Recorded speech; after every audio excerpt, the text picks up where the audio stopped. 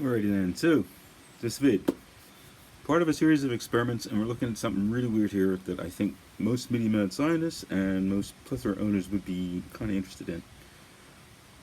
And it's going to go deep, but we're talking about the differences between the helix way of modeling and the TC way of modeling, as far as I can tell. So real quick, anyone in helix knows if you want 5 different delays, you get 5 different delays, 5 different models, and you can play with them all. On the, there we go, iridium side over here, you get the flashback delay, but you get 70 different tone prints on it. And what is a tone print exactly in helix terms? How is it behaving? If you black box it, you know, what goes in, what comes out, what happens if you push this button, you don't care what's going on inside. You have 70 snapshots per engine over here in the plethora. Watch the vid, you have to go all the way through. I'm sending it in this soundscape that I made with 2 notes and mucked about in the helix, and then hitting just the delay in the plethora. Only 1 channel, only a mono, and it's only recorded on the iPad here. So crank the sound, listen to the dynamics, listen to the way it changes, look at what you can do moving 3 little knobs around, and look as I'm switching through tone prints, how it's behaving like snapshots. If you consider that and enlarge it as a plethora owner, fan, or whatever, this I think is the key to the way to use the plethora, which maybe even TC haven't considered.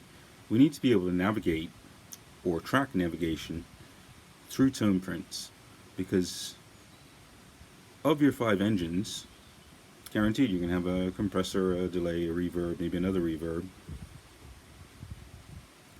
Pretty well much they're going to stay the same, but the sounds you're getting through them, you could tweak them with hot knobs, you could do all kinds of stuff, and all that should stay exactly the same. But what we should be thinking about maybe is, for scene mode in the plethora, that you simply track changes up and down through tone prints. In the editor, edit tone prints, but on the plethora itself, for scene mode, I want just the ability to track what I'm doing with my tone prints per block. And maybe you could introduce the dimension of time. Hit start on this side and go through and do your performance. Hit stop. Compress all that down and replay it back out as you're going. So you no longer have just scenes, you have like actual scenes with morphing, with actors moving around, because it's recorded what you've put into it. Changes of tone, changes of print, all without moving the blocks, all without ever losing sound. That would be incredible. So go watch the vid.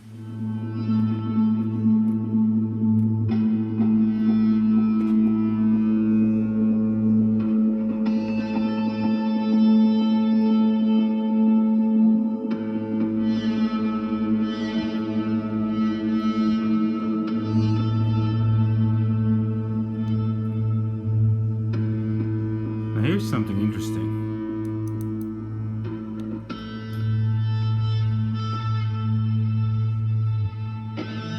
You try and do that on a helix.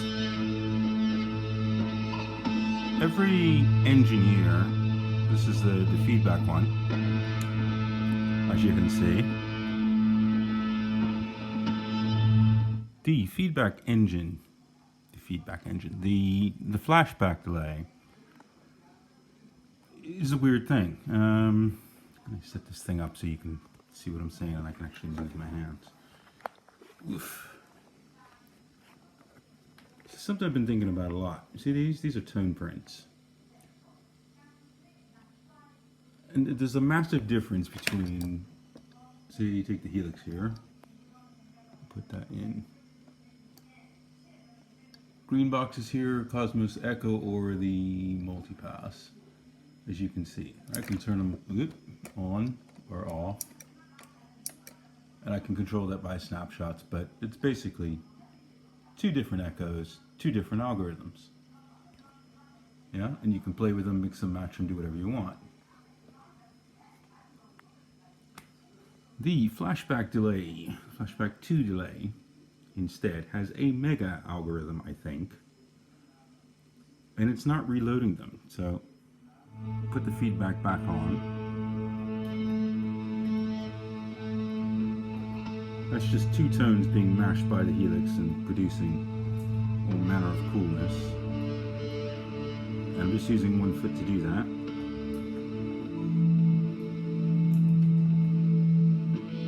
That variety of sound can be fed into the one flashback engine, and now I've got up to 70 of these tone prints, and I'm wondering, how the hell would you classify that in helix speech? Because that's kind of like a snapshot of a mega algorithm, whereas these are maybe individual algorithms or a mega algorithm cut into slices. So, you know, maybe there's one delay algorithm out there, and these are different views of it. In the TC Electronics world with the tone prints, I don't know how this works, but you've got just the one block loaded there, the delay, and you can totally screw with it.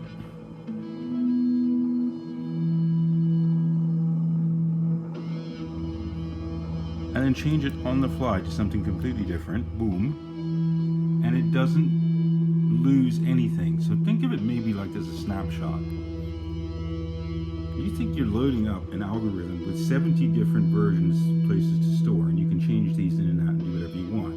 70 snapshots, maybe, if you can think of it like that, driving this thing, and then you can mess with them.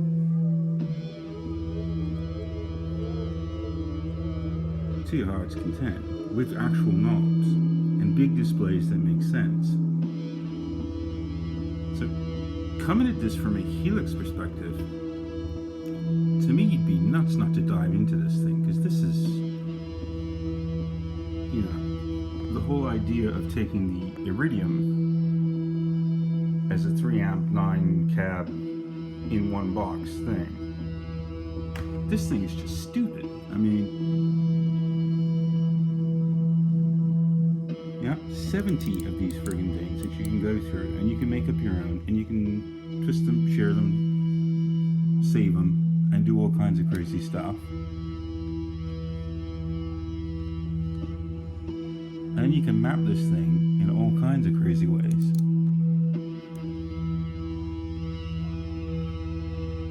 If you're an absolute nut for tape echoes,